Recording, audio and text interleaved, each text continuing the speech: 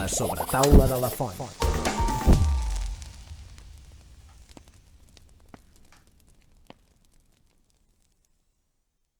Ara m'estava fent una pregunta, no ho sé, segurament una mica de boomer, però et tinc aquí i vull fer-la.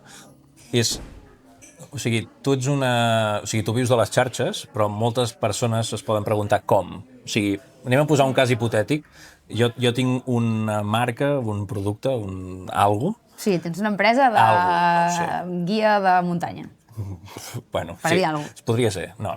Però vull dir que com ho faig? O sigui, com et contacto, de què treballes? De què treballes? Que clar, sí, molta gent es pregunta. Sempre quan et diuen, ets músic, sí, i de què treballes? Que em paguen per això, de veritat. Sí, o sigui, és el que deia al principi. Jo he fet un canvi de xip aquest any ets un canal de comunicació. Per molt que ens pesi, que hi hagi contradiccions, això està passant, la gent es fot 4 hores al dia a Instagram, de mitjana. Llavors... Sí, tant. Però vull dir, segurament molta gent ho fa, però no és conscient, evidentment coneix la paraula influencer, creador de no sé què, youtuber, instagramer, m'és igual. Però com internament... Sí, internament... Tu com t'arriba, com... Sí, tu primer comences a publicar... No cal que diguis xifres, eh? No, doncs la puc dir, no tinc cap problema. Vull dir, com va això? Si tu primer comences a publicar vídeos, segurament de manera casual, desinteressada, com em passa a mi, sense cap intenció, perquè quan més intenció li posis de guanyar-te la vida d'allò, menys et passarà. Això és llei de Murphy. Llavors, tu fas les teves coses genuïnes... Però anem ja que tu ja ets una... Vale, comences a guanyar seguidors i visibilitat. Ets un canal, tens un altaveu, i llavors algú, la teva empresa de guies de muntanya, t'escriu i et diu: hola, m'interessa publicitar el meu servei, el meu producte. Tens un correu electrònic, entenc. Sí. I llavors jo t'envio el meu dossier de tarifes, diguem-ne, de serveis, doncs un reel des de casa, un reel anant al lloc que tu em diguis. O una història. O cada cop t'interessa que participi en un podcast o que el condueixi jo o que presenti un acte, no? Hi ha diferents tipus de coses. I llavors posa un pressupost i la persona et diu si el pot pagar o no, com a qualsevol altre negoci. Sí. Hi ha una mica de regateig, perquè sempre n'hi ha, perquè en totes les feines creatives n'hi ha, segur que els músics podeu dir el mateix, de dir, bueno, és que no ens arriba el pressupost perquè ens estàs demanant, però una mica menys sí, però bueno, et convidem a sopar... Vale, doncs envia'ns el menú, som 40. Aquesta és la pregunta, la resposta. Sempre s'està fent alguna concessió. Sí, aquí també, Però bueno, jo què sé, a vegades et surt a compte. I això, llavors decideixes un pressupost i tu fas l'acció a la que t'has compromès.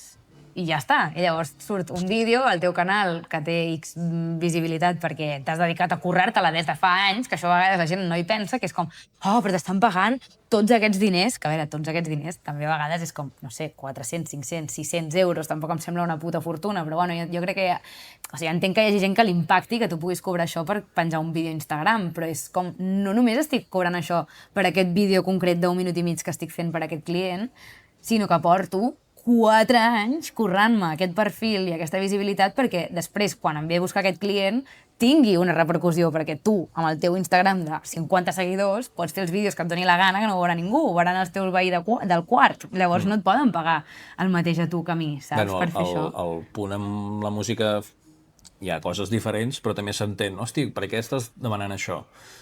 Si tu veus el concert, que és 1 hora i mitja o 2, però tu no saps que fa 21 anys que estic sacrificat amb el meu instrument i bla, bla, bla, no? Clar, i totes les hores que no t'ha pagat ningú, no? Ara es diria com invertir en el teu propi... Termes empresarials. No, és un sacrifici complet que fas, segurament moltes vegades, perquè t'agrada, perquè fins i tot t'apassiona. Potser en alguns casos ho faries gratis i tot. Exacte, no, i ho faig gratis, o sigui, no només penso en tot el temps que porto dedicat a això, que ningú m'ha pagat, evidentment, sinó també en el temps que inverteixo actualment en altres causes que s'han de fer de manera gratuïta i voluntària, perquè són causes solidàries, doncs jo què sé, anar a un acte de Casa Úrsula... Hola, t'està agradant el capítol? T'agradaria que n'hi haguessin més? Tens ganes de contribuir amb aquest projecte? Doncs tot això ho pots fer de manera molt fàcil fent-te mecenes de La Sobretaula.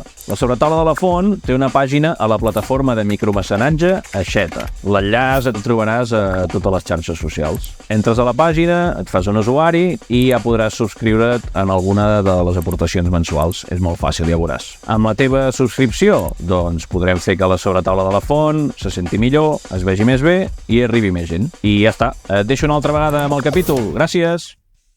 fer una retransmissió en directe o anar a la cursa antifeixista de Top Manta i també fer un reportatge o fer un vídeo o el que sigui. Evidentment, amb aquesta gent no els hi cobra res perquè és que ells estan de voluntaris igual que tu.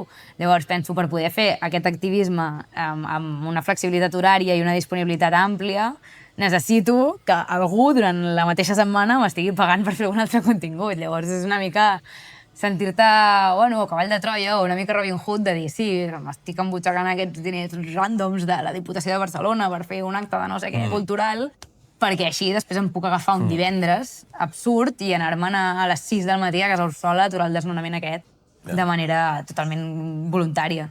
Però has dit que no a empreses o llocs per... Sí. Per sort he pogut dir que no, també entenc la gent que no ho pot dir.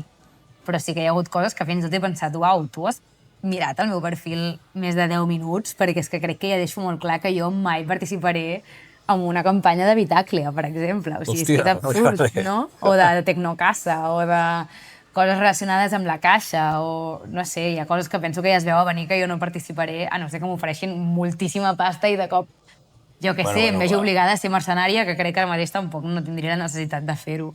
Vull dir, jo què sé, si tingués una família de 8 fills a mantenir, potser ho faria, però no és el cas. Bueno, i que s'ha de ser realista. Si et planten un xec allà davant que et fa girar els ulls al revés, poder diries... Mira, perquè mi mare deixi de treballar, saps? Però jo què sé... No, sí que dic que no. Estem flipant ara, però vull dir que realment tens la... O sigui, tens el suficient grau de convicció com per haver dit que no. Sí, he dit que no. I em fa feliç, perquè penso, sí, si em puc permetre dir que no, no diré que sí, tu, en aquestes coses que jo penso que fan mal al meu voltant i a la societat. La sobretaula de la font.